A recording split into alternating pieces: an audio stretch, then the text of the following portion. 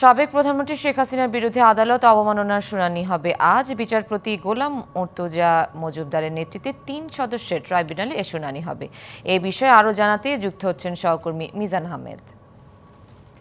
মিজান, শুনানি কখন শুরু হবে বিস্তারিত জানাবেন।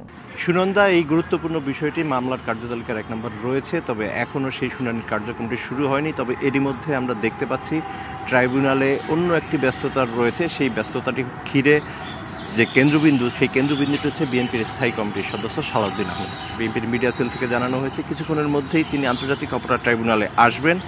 এবং প্রসিকিউশনের পক্ষ থেকেও যেটি আভাস পাওয়া গিয়েছে সেটি হচ্ছে যে তিনি যে 2015 সালের 10 মার্চ তিনি যে ঢাকার উত্তরার বাসা থেকে যে তিনি নিখোঁজ হয়ে যান, আইনশৃঙ্খলা পরিচয় দিয়ে বেশ কিছু লোক যখন তাকে তুলে নিয়ে যাওয়া হয় এবং তার ৬২ দিন পর তিনি যখন নিজেকে ভারতের মেঘালয়ের শিলংয়ে নিজেকে আবিষ্কার করেন এবং সেই শিলংয়ে থাকার পর কিন্তু তার বিরুদ্ধে ভারতে অবৈধ অনুপ্রবেশের মামলাটি হয়। Hire Google TV, endless color, smart living.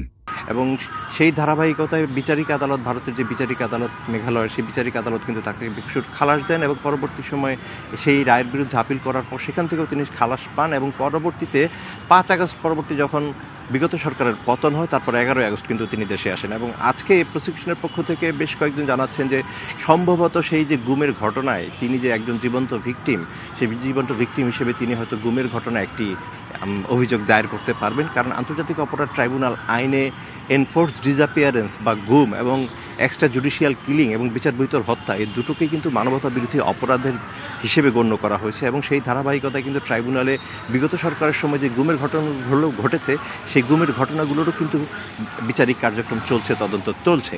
তো আজকে তিনি আসবেন কিছুক্ষণ পর এবং তিনি আসার পরই হয়তো আমরা আরোভাবে জানতে পারবো যে শেখ হাসিনার মামলাটি সহ প্রসিকিউশনের সার্বিক যে তথ্য, সেই তথ্যগুলো হয়তো আপনার মাধ্যমে তখন দর্শক জানানো যাবে।